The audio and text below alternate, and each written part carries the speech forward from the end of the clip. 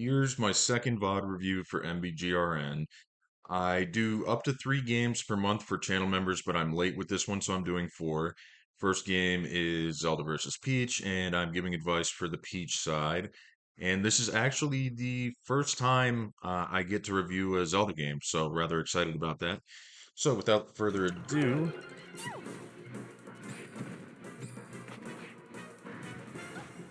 I think down throw would have been better there instead of back throw because you get a guaranteed follow-up at low percent, if I'm not mistaken.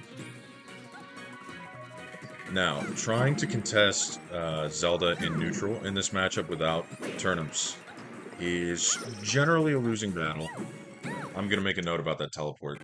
But the neutral game in this matchup, generally a losing battle to be contesting Zelda as Peach without turnips. Or it's an uphill battle, I would say, because these characters are semi-clones and Zelda outspaces Peach with forward and back air. Now, you can find windows in between the aerials to strike with maybe dash attack, but turnips are going to be your friend. You do have to be mindful of Nehru's, though, Zelda's Reflector, which I'm going to get into later in this game. But this teleport, little note about Zelda's teleport for those who don't know. Notice this teleport ended above the ground. When Zelda's teleport ends above the ground and then she lands, it has a large amount of end lag, so it's an easy punish. Whereas when Zelda teleports into the ground, the teleport actually ends on the ground. It has a deceptively low amount of end lag. So this punish was rather free, but I presumed the up smash on the platform was a flub. Totally happens. And then we had an SD here, which also happens.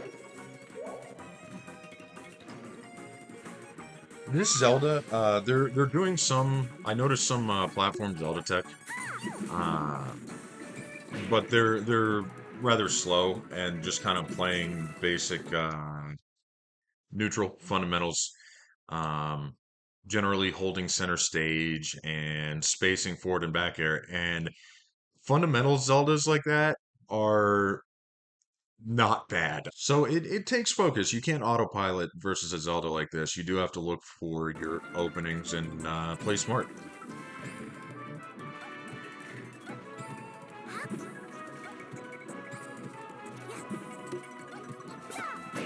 Get a good turnip pull and you got a dash attack off of it as well. That's what I'd like to see here. And now here's the reflector. Gotta be mindful of that.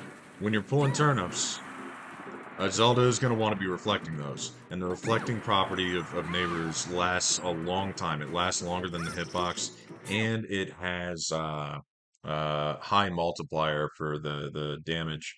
It's 1.5 times, which is good for a reflector. So you want to be mindful of not getting your turnips reflected. However, the end lag of Nehru's, once you throw it out, is long. It's committal. So you want to bait the reflector and then throw your turnip. Also, that ledge stall there, that Ferrora stall, I believe I'm actually the one who discovered this because I try to Marth killer everything, and I did this for the first time in friendlies, net play friendlies versus Zelda Fool. This was a couple years ago, I think. You can actually Marth killer Zelda's up B stall. It wasn't very applicable there because it was just one stall.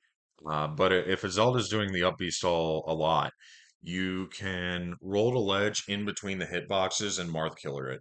Just something to keep in mind. This Zelda wasn't ledge stalling that much though. So I'm liking that turnips are out more. Found a forward air, good. And this edge guard was good. And the Zelda got the low and like teleport into the ground. You still were on top of that. So that was good. I like that edge guard.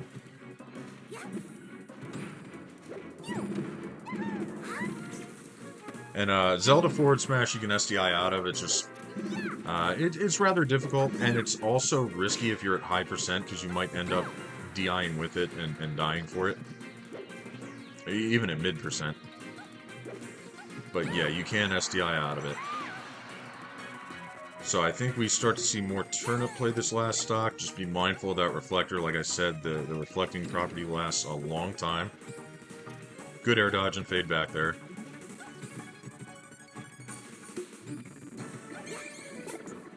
see, it lasts a long time. Got a dash attack there, though. I think Peach dash attack, honestly, dash dancing and finding dash attacks is also not bad in this matchup. Trying to find windows in between, uh, however the Zelda is playing neutral, spamming forward back air, you know.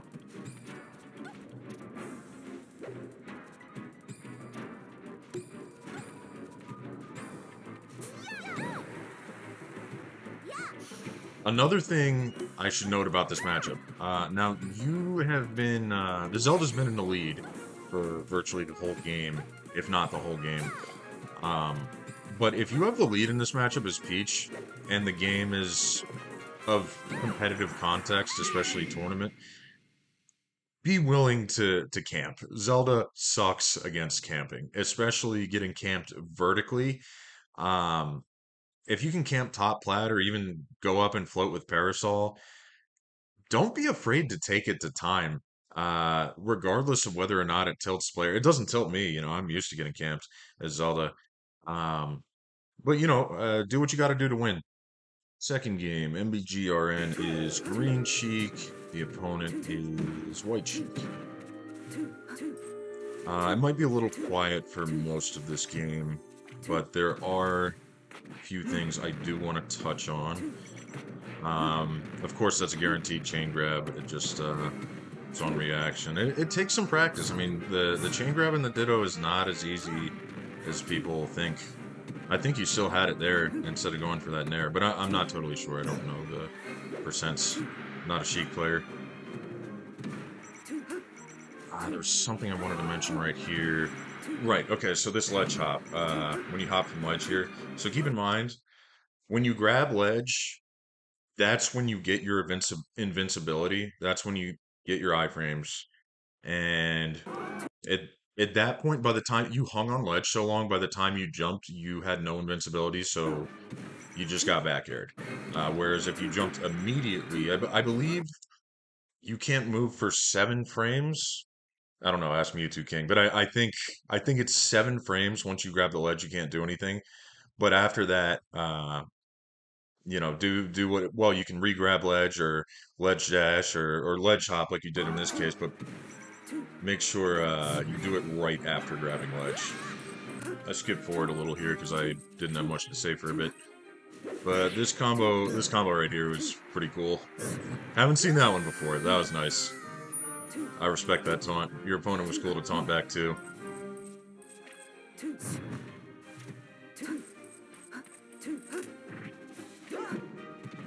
I like that that you use the top platform as a little bait there.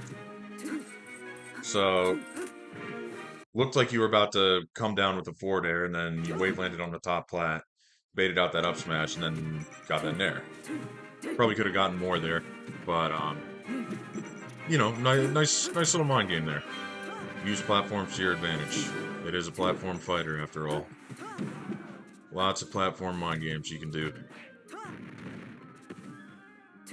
Now the platform. Speaking of platforms, it kind of screwed you over there. You had a chain grab, and I think you were set to do it, but the platform. Well, it's hard to tell. No, I think the platform picked you up. Um, and having good stage awareness when stages change is important. It's much easier to do with, say, Randall or Wispy, you know, on Yoshi's and Dreamland, respectively. But on Fountain, the platform movement is random, so it's hard to have some stage awareness with that, especially in that situation.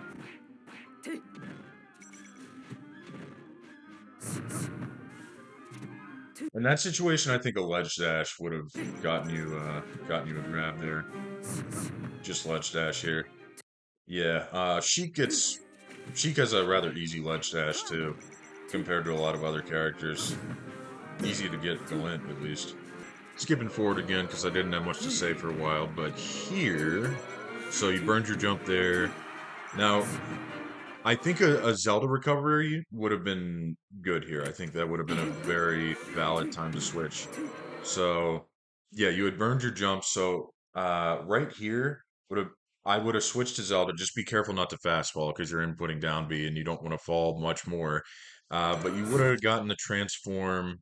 I don't know if it'll show my cursor, but you would have been down around this area. And knowing Zelda's teleport distance, an immediate teleport would have gotten you back on stage. And I don't think this Sheik could have gotten a kill on you from 77 um, if you played your cards right.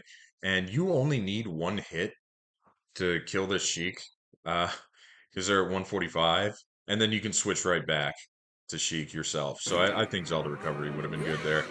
And last thing I want to say about this game, little thing here, I like that air dodge to fade back. I think that's an underrated recovery tactic in general. Now we got Sheik versus Puff on Yoshi's. MBGRN is the Sheik here. This is a matchup I play a lot. I've played it a lot and I still play it a lot. I'm a Puff secondary and oftentimes I'll go Puff versus Sheik, especially if the Sheik is pretty good because that matchup is terrible for Zelda. And I have a lot of good Sheiks in my area. So I know this matchup very well.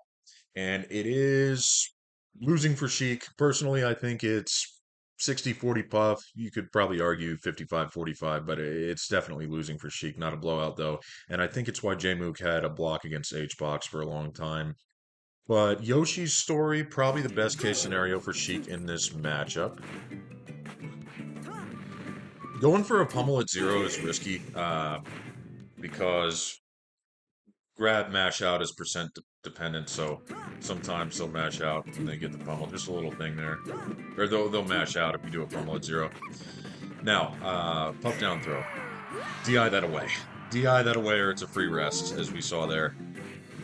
At low percent, yeah, if you don't DI that away at Sheik, or a lot of characters, you're going to get arrested. That's tough. Hard to not get tilted in these situations sometimes. Stay locked. And that rest punish, or I guess lack thereof, was presumably a flub. But in that situation, Puff at 36, I would go for grab, down throw, whatever you can get. At that point, probably grab one pummel down throw and then forward air or up air, react accordingly. Now be careful with your rolls here. A Puff, especially a rest happy Puff, especially if they're landing them, they're likely to rest those rolls. Now this misrest, I miss that one more often than I'd like to admit because Sheik's hurt box when she's in tumble is kind of wacky. So up tilt to rest on Sheik is harder than you may think. Now, this rest punish. Keep in mind you're at 62 on the floor of Yoshi's, not the slant, but the regular floor. You went for fully charged up smash, unstaled, if I'm not mistaken. Doesn't quite kill, very close, but doesn't quite kill with good DI. What would have killed here is switch to Zelda, push the Puff a little bit closer to the right blast zone just to be safe, and then forward or back air. That would have killed, I'm pretty confident, unless the Puff managed to DI to the Shy Guy and DI off of it to live, which is pretty unlikely. Now, if you were thinking the Puff might do that, I actually had a friend of mine, Lincoln3, walk by while I was reviewing this VOD, and he said for this rest punish, he thinks grab, two pummels, down throw, up air would have also killed with Sheik. Couple things to keep in mind for that punish, but I think most Sheiks would have gone for fully charged up smash in that situation. Now, Puff Crouch is really good in this matchup, and it's hard to deal with for Sheik. And that's part of the reason the matchup sucks. Puff Crouch is really good versus Sheik. So, how you want to contest that is generally needles from platforms. And you probably could also pressure a crouching Puff with spaced forward airs. Keyword spaced.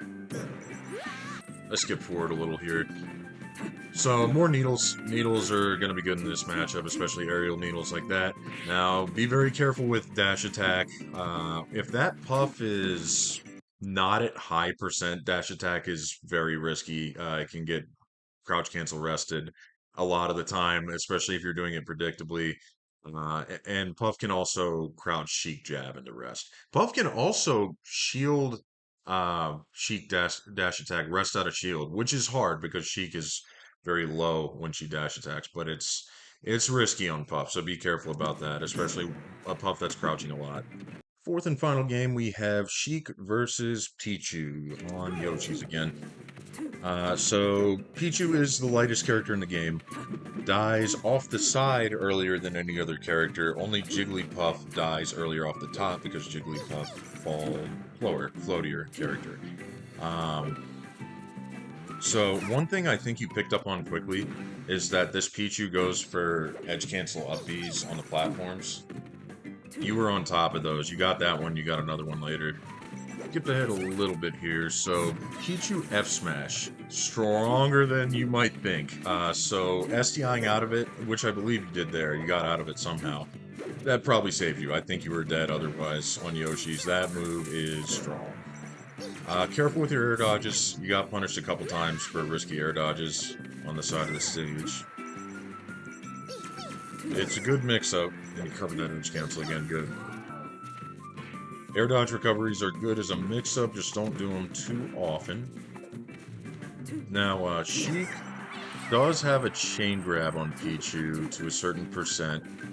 It is true, and it can lead to up smash depending on the Pichu's DI. If they don't DI it well, you can get an up smash off of it.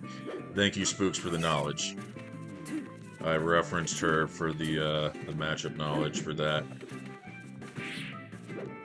Now, I don't have a whole lot to say about the middle of the game here, but I will say stage counterpick for Sheik in this matchup, probably Fountain, which, one, it's a good stage for Sheik in general, but consider that Pichu kills vertically most of the time with up smash, very strong up smash. Sometimes with F smash, but you're going to want to live longer off the top, and Fountain has a higher ceiling. So that's probably where I would take it if I was a Sheik player. But you also can base your counter picks off of how your opponent is playing. Skipped ahead again. So crouch cancel down smash there. Crouch cancel is going to be really good against Pichu because that character doesn't hit very hard. At least with approaching Nair. So I think crouch cancel down smash is going to be your friend here in this matchup. Last thing here, nutty ending. I certainly didn't see this coming, but and you probably didn't either. But be ready to tech in those situations. You may as well press the trigger since you're up being to the ledge, just in case something like that happens. And that's going to be it for this VOD review.